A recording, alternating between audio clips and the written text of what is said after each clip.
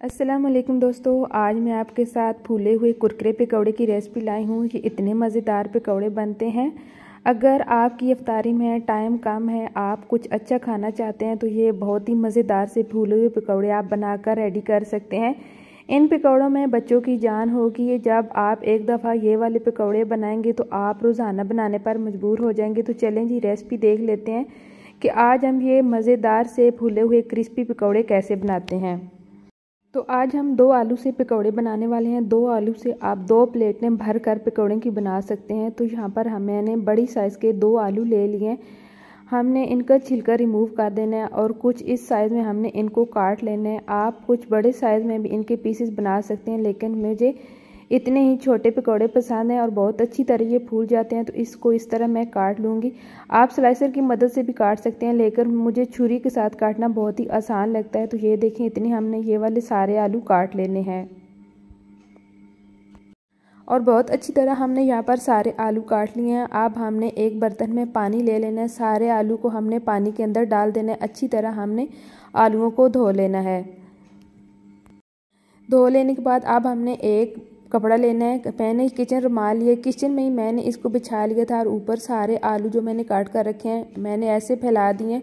अगर आपके पास टाइम कम है तो आप पंखे के नीचे भी इनका पानी खुश्क कर सकते हैं, लेकिन ये पतले पतले होते हैं, बहुत जल्दी इनका पानी खुश्क हो जाता है। अगर आप इस तरह का किचन रुमाल सूती वाले होते हैं तो बहुत जल्दी ये पानी जज़ब कर लेते हैं। तो आपका काम जो है बहुत आसानी के साथ हो जाता है। तो चलें जी, अब बैटर रेडी कर लेते हैं। यहाँ पर हमने एक बाउल ले लेना है। बाउल में 1.5 कप हमने बेसन ऐड कर दिया है और 1/2 कप हमने ऐड कर दिया है मैदे का। मैदे से ये होगा कि ये जो हमारी कोटिंग होगी बहुत अच्छी तरह होगी, क्योंकि हमने आलूओं को कोट करके ही पकौड़े बनाने हैं।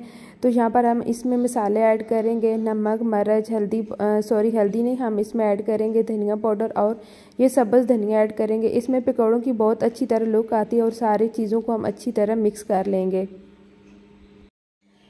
तो थोड़ा थोड़ा पानी डालेंगे और एक अच्छा सा और थिक सा बैटर हम बना लेंगे। ये देखें, जैसा मैं कर रही हूँ सेम आपने इसी तरह करना है। ज़्यादा आपने इस बैटर को पतला नहीं करना, वरना आपके जो पकौड़े अच्छी तरह कोट नहीं होंगे। हमने एक थिक सा बैटर बनाना है। हमारा जो हमने मैदा डाला है, मेन मकसद यही था कि अच्छी तरह ये जो पकौड़े हैं कोट हो जाएँ और क्रिस्पी हो जाएँ। बस इतना आपका बैटर थिक होना चाहिए। अब हमने यहाँ पर आलू जो हैं वो अच्छी तरह खुश्क हो गए, एक प्लेट में निकाल लिए हैं। एक आलू उठाएंगे, इस बैटर के अंदर डिप करेंगे और डायरेक्ट हमने घी के अंदर डाल देने हैं।